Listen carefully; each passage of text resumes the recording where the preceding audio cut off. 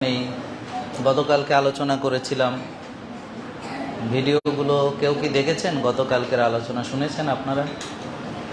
ওখানে বলেছিলাম গ্রাউন্ডিংয়ের কথা, ঘাসে হাঁটার কথা, প্রকৃতির সঙ্গে সম্পর্ক, সূর্যের আলোতে যাওয়া, সকালের বাতাস নেওয়া, বিশুদ্ধ অক্সিজেন নেওয়া, গাছতলায় যাওয়া। তো আপনারা আশা করছি যে এগুলো মানবেন। তো আপনারা কি মানেন আমাদের নিয়মগুলো? আপনারা